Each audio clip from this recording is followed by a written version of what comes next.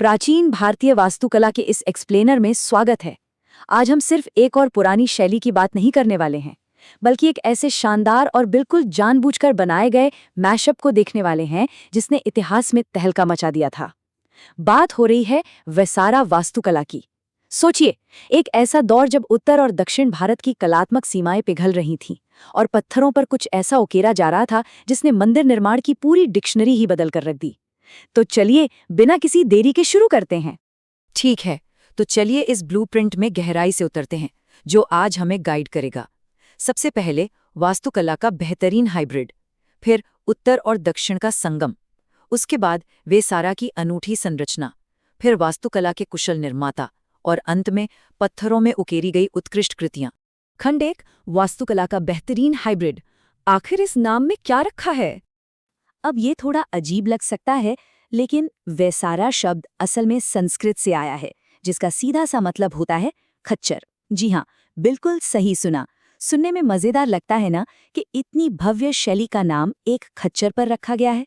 लेकिन जरा सोचिए, जिस तरह खच्चर दो अलग अलग प्रजातियों की खूबियों को मिलाकर एक बेहद ताकतवर जीव बनता है, बिल्कुल वैसे ही वेसारा भी दो पूरी तरह से अलग मूल शैलियों की हाइब्रिड संतान है। यह विश्रा यानी संक्रमण को भी दर्शाता है, मतलब एक ऐसा डिजाइन जिसने सचमुच उत्तर और दक्षिण के बीच एक शानदार सांस्कृतिक पुल बना दिया।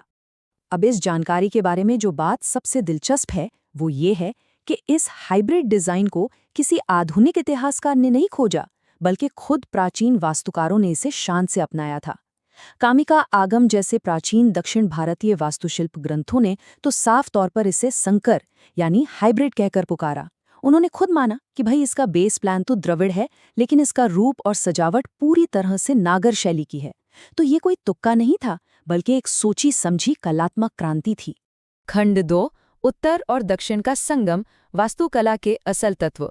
इन दोनों के बीच का अंतर समझना बहुत जरूरी है, तभी हमें इस फ्यूजन की अहमियत समझ आएगी। एक तरफ है उत्तर भारत की नागर शैली। इसकी पहचान है आसमान छूती ऊंचाई, घुमावदार या वक्र रेखीय शिखर और सीढ़ीदार हीरे के आकार का डिजाइन। वहीं दूसरी ओर दक्षिण भारत की द्रविड़ शैली बिल्कुल अलग है। इसमें एक के ऊपर एक छोटी होती हुई पिरामिड जैसी मीनारें होती हैं, जिन्हें विमान कहते हैं। साथ ही चौकोर गर्भगृह और विशाल दीवारें इसकी शान बढ़ाती हैं। मतलब इन दोनों का बेसिक स्ट्रक्चर एक दूसरे से बिल्कुल अलग था, बिल्कुल दो अलग अलग दुनिया। तो यहाँ सबसे महत्वपूर्ण बात यह है कि कैसे इन मास्टर बिल्डर्स ने दोनों डिजाइन्स को लॉजिक के साथ एक में पिरो दिया। देखिए, इटागी के महादेव मंदिर का गर्भगृह पूरी तरह से द्रविड़ शैली के चौकोर लेआउट पर बना है, लेकिन अगर रामलिंगेश्वर मंदिर को देखें तो वहां नागर शैली के वक्र रेखीय शिखर का साफ प्रभाव दिखता है। और बेलूर के चन्नाकेशव मंदिर में तो कमाल ही हो गया, द्रविड़ शैली का गोपुरम और नागर शैली का सीढ़ीदार प्लान दोनों एक ही जगह। मतलब दोनों शैलियों के सबसे बेहतरीन हिस्सों को उठाया और एक जादुई डिजाइन तैयार कर दिया। खंड 3, वेसारा की अनूठी संरचना, एक बिल्कुल नई संतान। इस जबरदस्त मिक्सिंग से कुछ ऐसा पैदा हुआ जो पहले कभी नहीं देखा गया था।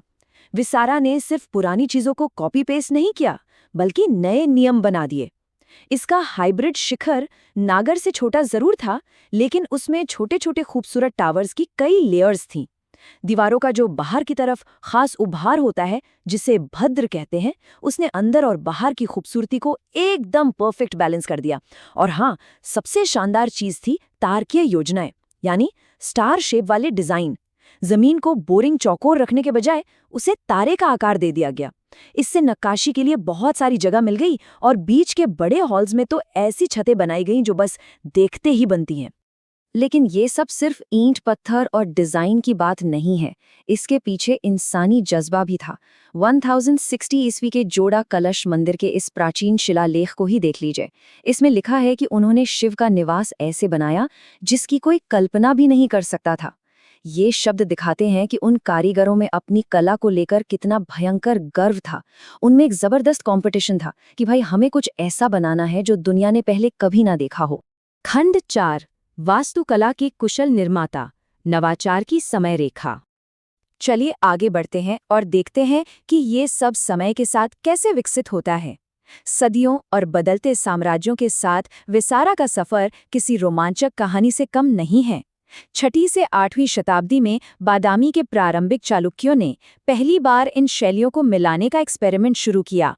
फिर 8वीं से 10वीं शताब्दी के बीच राष्ट्रकूटों ने इसे चट्टानों को काटकर एक विशाल रूप दे दिया। इसके बाद कल्याणी के उत्तरवर्ती चालुक्यों ने इस हाइब्रिड फॉर्म को एकदम परफेक्ट बनाया। और आखिरकार 10वीं से 14वीं शताब्दी के बीच होयसल राजवंश के आते आते इस शैली में इतनी जटिल ज्यामिति और मूर्तियां आ गई जो इतिहास में कहीं और नहीं मिलती।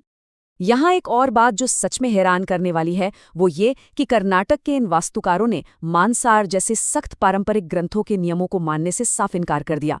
वो कोई रोबोट नहीं थे जो बस रटे रटाए नियमों पर चलें। इसके बजाय उन्होंने गोल और अंडाकार डिजाइन्स के साथ एकदम बेखौफ एक्सपेरिमेंट किए। सच कहें तो वो अपने समय के विद्रोही इनोवेटर्स थे जो लगातार अपनी ही कला की सीमाओं को तोड़ रहे थे। और इस विद्रोही सोच का सबसे बड़ा धमाका हुआ होयसल काल में। इन्होंने सोपस्टोन यानी घिया पत्थर का इस्तेमाल शुरू किया। ये पत्थर खदान से निकालते वक्त काफी नरम होता है, जिससे इस पर बिल्कुल बारीक गहनों जैसी नक्काशी की जा सकती है। डंबल का 24 पॉइंट स्टार मंदिर इसी का एक बेजोड़ नमूना है। सोचिए, दीवारों के एक एक इंच पर महाकाव्यों, पुराणों और हाथियों के जुलूसों की इतनी बारीक नक्काशी की गई कि देखने वाले दंग रह जाएं। इतने विशाल मंदिरों पर इतनी माइक्रो लेवल की डिटेलिंग, ये वास्तुकला और मूर्तिकला का एक ऐसा अल्टीमेट कॉम्बो था जिसे आज भी सच मान पाना मुश्किल लगता है। खंड 5, पत्थरों में उत्कृष्ट कृतियां, एक स्थायी विरासत। और अब आते हैं साल 2023 पर। ये साल इस पूरी ऐतिहासिक यात्रा के लिए एक बहुत ही बड़ा माइलस्टोन साबित हुआ। यही वो साल था जब विसारा वास्तुकला के सबसे बेहतरीन उदाहरणों बेलूर, हलेबीडु और सोमनाथपुरा के पवित्र होयसल मंदिरों को यूनेस्को की विश्व धरोहर सूची में शामिल किया गया। सदियों पुरानी इस शानदार कला और उन बागी कारीगरों की मेहनत को आखिरकार वो ग्लोबल पहचान मिल ही गई जिसके वो सच में हकदार थे।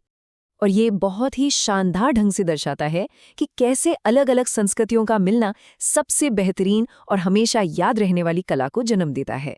इस एक्सप्लेनर को खत्म करते हुए एक बहुत ही गहरा सवाल छोड़ना चाहूंगा। क्या सच्ची कला सिर्फ पुराने नियमों से चिपके रहने में है, या फिर अलग अलग दुनियाओं और साहसिक विचारों के टकराने और फिर उनके एक हो जाने में? विसारा की ये भव्य इमारतें चीख चीख कर कहती हैं कि जब पुरानी सीमाओं को तोड़ा जाता है तभी कुछ ऐसा बनता है जो सदियों तक अमर रहता है। इस सफर में साथ जुड़ने के लिए बहुत बहुत शुक्रिया।